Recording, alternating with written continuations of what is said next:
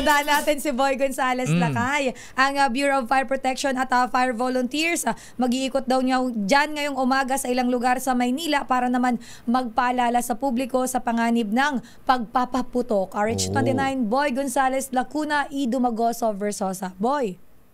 Sister Ella Lakay Deo, bahagi yan ng offline paalala ng Bureau of Fire Protection para hikayatin ng publiko na huwag nang gumamit ng paputok at mag-ingat din sa panganib ng sunog sa pagsalubong sa bagong taon. Inikot nila itong mga bumbero ang mga kanila nasa sakupan dito sa Paco Fire Station sa lungsod ng Maynila.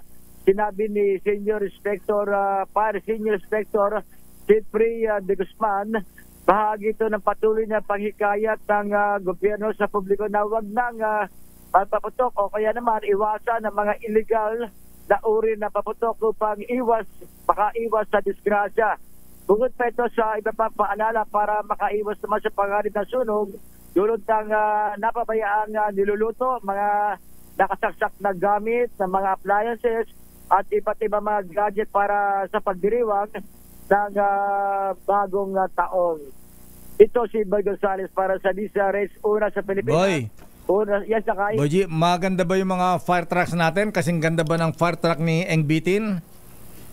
O Lakay, karamihan ng mga fire trucks dito sa Maynila, ng mga fire volunteer, magaganda, malalaki. Pero maganda rin yung bagong fire truck ng MDRRMO ng Manila City Hall.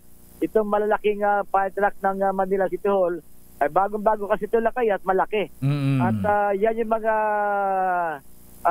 bagong kagabitan sa pag-apula ng mga sunog sa Maynila. Kagabi nga lang Lakay, nagkaroon din ng sunog sa area ng Tondo.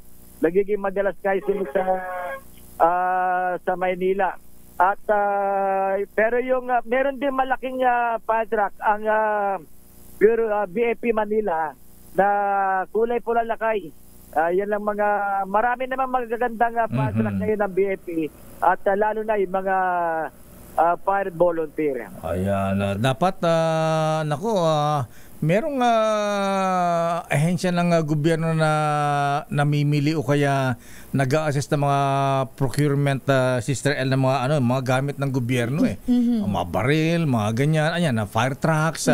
Dati hawak to ni Yusek Molly Chong ng DOH bago napunta ng DOH Ayan, dapat siguro yung mga binibili mga fire trucks, hindi baling hindi baling mahal basta matibay. Ayan, mahal pero yung quality talagang maganda naman. Ang matitibay na fire trucks to yung made in China tsaka made in China tuloy. Made in USA at tsaka made in Japan. Ayan, Pag Japan naman kasi talaga Lakay quality. Matibay, maganda yung quality. Yung fire trucks ngayon. Fire trucks na yun, buy one take one, joke lang. Buy one take one. Yung iba nga made in Laguna pa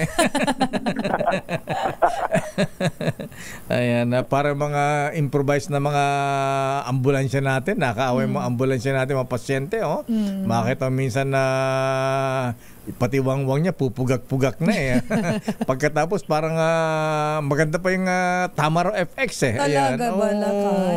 Ayan, anyway, sana maayos na yan. Dapat sagot na yan ng PCSO. Okay, maraming salamat Boy. Teka Boy, dyan sa Maynila, ilan ang nangyaring sunog nitong Pasko hanggang kahapon?